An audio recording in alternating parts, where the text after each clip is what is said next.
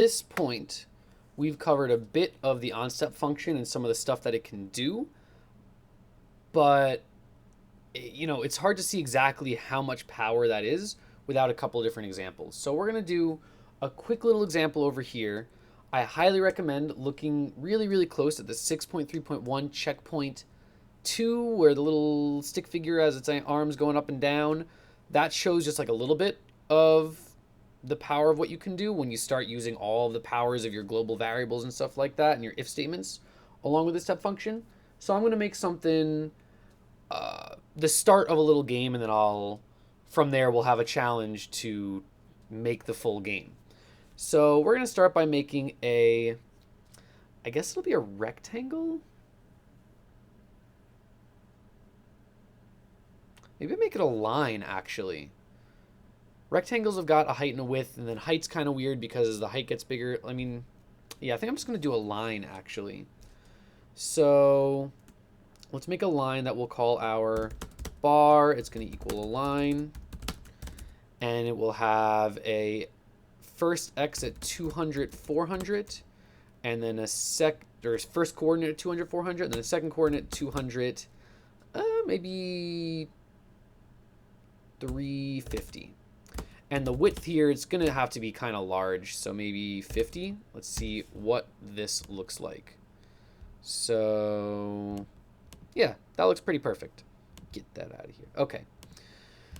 And now what we're going to do is have define our onStep function over here. And we're just going to say the bar dot y2 minus equals, I don't know, 10. And let's see what happens there. We've got our bar going up, and it keeps going up forever, right? We got a bar that went up, though. And now, like before, that's kind of all that we were doing. And what I want to do now here, I'm going to set 60 frames per second, right? Everyone loves having 60 FPS. Steps per second equals 60. Maybe we can bring this down to like 8 or something like that. And that looked a little smoother, I guess. And now what we're going to do is use some just custom properties and some variables and some cool stuff to make this not just a single thing, but instead a program or animation that can run forever. So what I'm going to do is I'm going to create a custom, well, all right, let's do this a basic way without even using custom properties. I could just say if bar.y is greater than 0, I'm going to be subtracting. And then otherwise, okay. See, yeah, this is an issue where you can't actually do it this way. You might think my idea is I wanted to make a bar go up and then back down. And I'm saying, all right, if it's greater than 0, that means it's between 0 and 400. I'm going to subtract from it so it'll keep going up. And I said else, well, I'm going to want to set the bar dot y2 plus equals 8.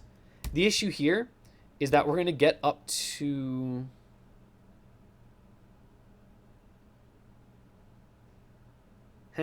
oh, sorry, bar dot y2. It's going to get up there, and then it's going to start kind of jittering back and forth at the top over here.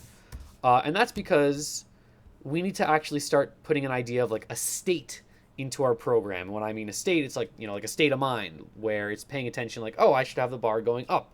And then I'll switch, and now I want to have the bar start going down. Here what we're doing is we're checking, is the bar greater than 0? If it is, I'm going up.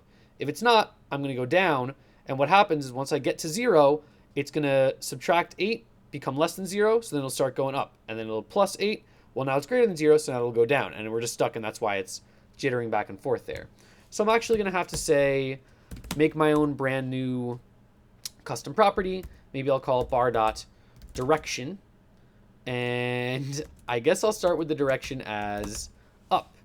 And now we're going to say, if the bar dot direction equals up, then I want to have it moving up.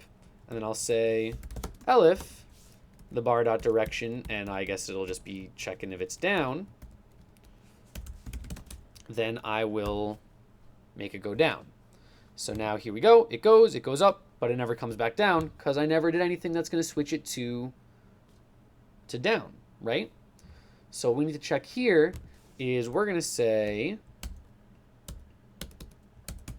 if the bar dot y2 is ever less than 0, then we're going to switch the bar dot direction to be down. And so once I'm less than 0, I'm going to set it to down, and we're going to start heading the other direction. And I'm going to say elif the bar dot y2, and maybe if it's ever greater than maybe 380, if it's ever greater than 380, well, then we want to start going back up. So I'll set the bar dot direction to equal up. And now I'm checking if I'm supposed to be going up, I'll start going up. If I'm supposed to be going down, I'll start going down. And here's where I'm going to check to see, am I at the point where I want to stop going up and start going down again?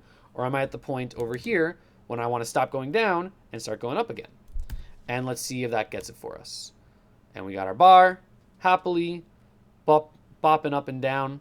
And the reason I chose this is because the challenge is going to be to make a program that has this bar that we have going up and down. Maybe you want to change the speed of which it's moving, and maybe putting a little, think of like a golf game or fishing in games, or when you're like trying to throw a ball or kick a ball or something. Oftentimes you'll have this little bar and you have to hit it in the sweet spot in that little green zone, and then you get more points or the ball goes further if you hit it there. So the idea is to make a game that just has a bar forever going up and down here, and maybe a little see-through green zone here, and whenever you hit space, it'll stop the bar from moving, or maybe you just check to see if the bar is in that zone. If it is, then you get a point, and if not, then maybe you lose a point or something like that.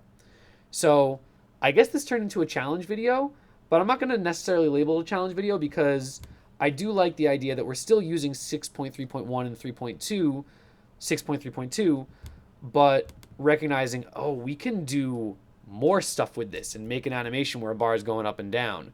And then, I even just imagine, other than the golf simulation or something like that, maybe you have a character that you're controlling with your mouse or the keyboard, and it's trying to dodge around this this bar that's moving up and down, right? There's all sorts of stuff you can do now that we've got hits and hits shape and if statements, and now the onStep function. We can do crazy cool stuff at this point.